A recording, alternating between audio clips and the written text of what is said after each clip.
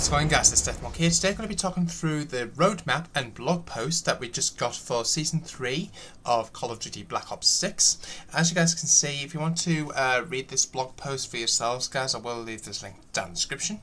But just to point out, Season 3 will arrive specifically for multiplayer and zombies on April the 2nd at 9 AM Pacific, which, if I'm not mistaken, is 5 PM in the UK. So that is really interesting. Now, I'm just going to scroll down just a little wee bit here. Now, I have reacted to a rather interesting cinematic trailer for Season 3 in my previous video, so make sure you guys do check that out for those who are interested. Basically talking about Special Agent Jason Huntston warning of the Pantheon moles who have been working in the shadows for decades since Vietnam. So that is really interesting. So obviously, as you guys can see, we've got a rather interesting roadmap here. So basically, as you guys can see, we've got Barrage, which is going to be a brand new 6v6 map. We've also got Nomad, which is apparently going to be a strike map, playable on 6v6 and 2v2. We've also got a remastered version of Firing Range, which is going to be returning, so that's really interesting. During the mid-season update, we're also going to be getting Haven as a 6v6 map, Signal as a strike map, 6v6 and 2v2, and another map called Blaze Town, which is another 6v6 map. So that's interesting. Modes, we've got Sharpshooter and Demolition. Now, I did cover this in yesterday's video, so that is going to be really exciting to look forward to. Demolition, I'm pretty sure everybody will be familiar with that, and Sharpshooter is a party game mode. There's also going to be joint operations as part of the mid-season update. Gameplay updates include the Death Machine score streak is going to be returning. We've also got 2 new perks called Close Shave and Vendetta. Zombies maps are also going to be getting Shattered Veil. Now, Shattered Veil we got the trailer for earlier on today, so that's going to be interesting. Double Tap perk is also going to be coming, the Raygun Mark II and the Wunderwaffe DG2. We've also got Team Cranked as an LTM, Frost Blast as a field grid during the mid-season update, Zombie Snacks as an LTM in the mid-season update, new Gobblegums including Tactical Diffusion, Support Group and Die Pitched. So that's interesting. I'm not sure what those involve yet. I've also got new weapons, the CR56 AMAX, the HDR Sniper Rifle, the Kilo 141 AR, which is also a Warzone login reward during their downtime on the 2nd of April. Mid-season update, we're going to be getting a Ladra SMG event weapon. There's also the Nail Gun special weapon as part of an event, and a Kali Sticks as part of an event. Also, we're also going to be getting various different attachments. The Monolithic Suppressor as part of the Battle Pass, the SWAT 5.56 Grau conversion as part of the Battle Pass, the C9 10mm Auto 30 round mag as part of an event, and in the mid-season update, 7.62 mini rocket conversion as part of an event. Operators include Hudson, Mace and Arrow Z3, so that's interesting. New events include the Black Ops Tribute. Now, I'm not exactly sure what this could be referring to at the moment, but it could potentially have something to do with maybe the June 19th, 619 maybe? I'm not 100% sure on that one, but that's interesting. Blaze of Glory, which is another Reloaded event, and Call of Duty Endowment Got Your 6. New bundles include Jane, Style and Bob, Digital Dreaming and United Force. So that is really interesting. Now, basically, in yesterday's video, we did explain a lot about Verdansk. Now, I'm going to get into zombies here. So, first of all, no, we're not. We're going to go into multiplayer first. So, I've got Barrage, which is a brand new Core 6v6 medium-sized map. Revisit 1968 Vietnam as you follow Hudson's clues surrounding one summit watch at the front lines of battle. The trees have been cleared and the landscape flattened to make room for this base housing an artillery battery in active combat. The area has taken hits with large chunks blown off buildings, including the command centre and barracks, the damage opening new pathways through the map. Watch for sharpshooters training shots near the base of the watchtower from Overlook and through the second floor of the command centre. Move quickly down the dirt roads and get out of sight or push out to the wings, battling around the artillery pieces in the gun pits and the tree crusher facing the hill. Nomad coming to launch as a Strike 6v6 2v2 small map. The Pantheon moles were in Afghanistan too when Woods fought there in 1986. Fight in the ruins of a fortified settlement commandeered for the ensuing battle. A barked missile carrier facing out over the valley where a convoy lies in ruins on the narrow road leading up to the map. Navigate the crumbled archways and walls as you engage enemies in the open, the only accessible building being the tower standing over the middle. The zipline offers fast access up and down from the coveted position, promising frequent skirmishes for control of its views. So that's really interesting. Next one is the returning firing range, which has been remastered from what we understand. Firing range makes its glorious return in Black Ops 6 in a faithful remaster of the fan favourite map. Watch for crossfire down the long centre road as operators fight for control of the vantage points in the tower and the upper levels of the shoot house and garage. Shooting targets move back and forth on their tracks behind the office and several other spots, adding a useful diversion while preparing for the next fight. Avoid the centre chaos by branching off to the dirt road, keeping your guard up against ambush as you pass the storage unit along the way. So we've got quite a few interesting images there. Let me know what you guys' views and thoughts are of those. Haven, as part of the mid-season update, a brand new Core 6v6 medium map. Enter a KGB safe house in 91. This once opulent compound now sits in a dilapidated state of disrepair, overgrown and cracking apart at the seams. Its current owners, however, are less interested in aesthetics and more interested in the site's former use. A crystal chandelier lies smashed on top of a sculpture in the foyer, while reams of cable connect running generators to the armory in the hall. The command centre set up in the ballroom, and out to the entrance where parked vehicles monitor the surroundings and deliver vital supplies. The indoor and outdoor spaces are tightly intertwined here, spilling the battle through the estate halls and past scenic areas of contemplation like the gardens and bath. Signal, another 2v2 6v6 strike map. Taking operators back to 68, the site connects the most to activities surrounding the infamous numbers station. Now this is the taken on the Rusalka, which is a ship that, which was laid in Cuba, where the numbers station was that was triggering the numbers in Alex Mason's mind, don't forget. Flashing lights and alarms sound in the control room of an ocean rig numbers station. Flames erupting along the upper wing, starting from opposing submarine bays. Operators can funnel straight down the middle into the broadcast station or fire down on the action from the communications landing. Take an alternate path through the control room, its flooded hall giving access to the water below. Jump in and swim underneath the structure to access either submarine bay, providing the means to jump out of the water and flank the enemy team. We don't have an image for this next one, but Blazetown at mid-season. Plus light up the competition in a special Nuketown variant, joining the map pool for a limited time later this season. So that's interesting. Sharpshooter. Now I'm pretty sure most of you guys will probably be familiar with this. Flex your skills in the classic Black Ops 3 for all party mode, where each operator is assigned the same loadout which changes every 45 seconds.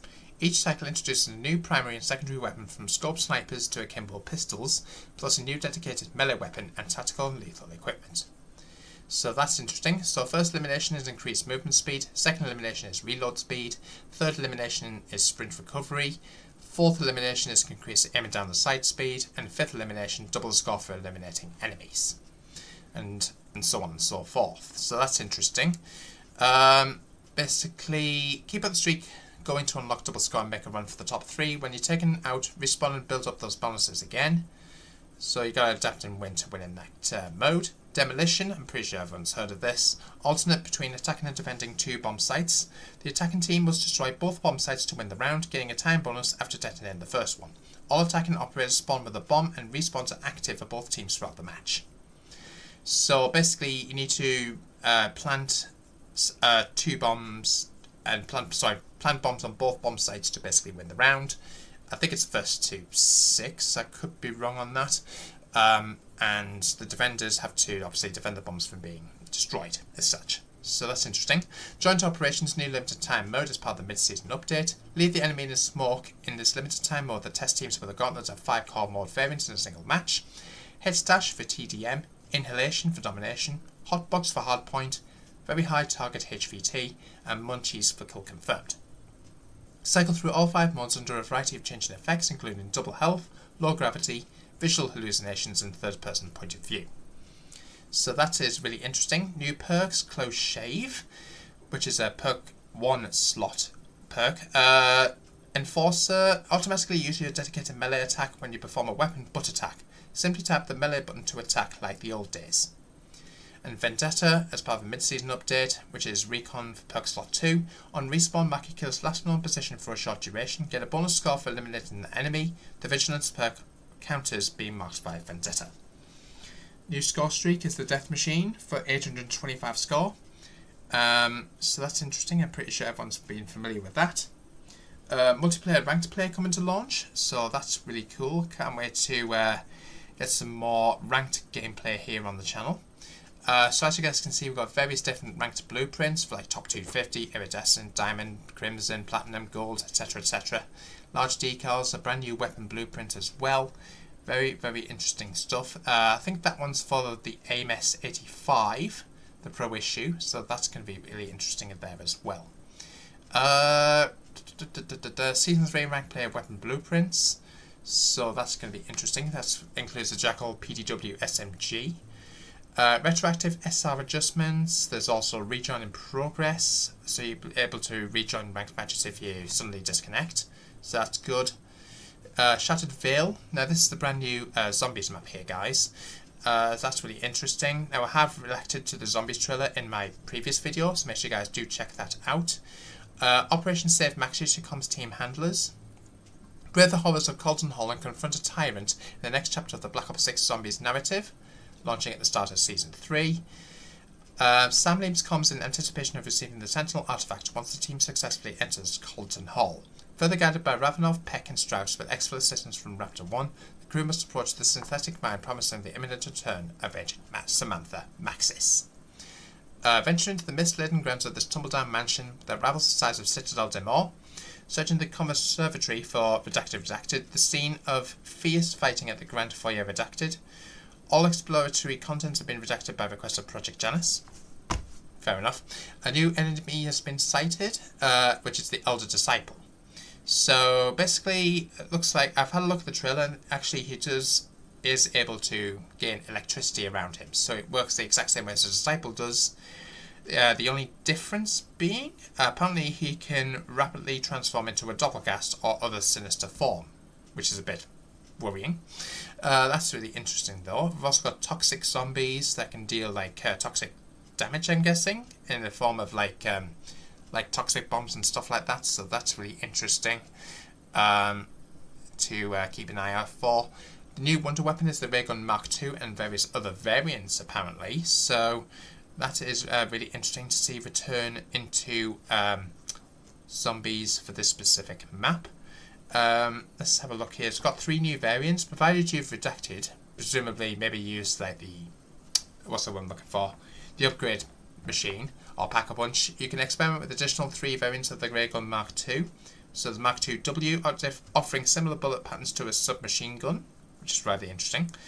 Mark II P, shooting ammunition like a shotgun with a chance to spawn a sigil, with the ability to grant invulnerability to the player standing on it for a limited time. Ray Gun Mark II R, dropping zombies with a marksman rifle like discharge, expect a chance to spread a plague infection that can inflict area of effect damage. The Wunderwaffe DG2, so that's also going to be returning. Now I was watching the trailer that we got earlier today, and apparently had like a pink colour to it, so I'm not quite sure what's going on with that. I'm not sure, probably maybe something to do with like a pack-a-punch version of it, but we'll have to wait and see. There's also additional content, so main quest and quest rewards. The main quest for Shatterville goes live when the map releases for Season 3.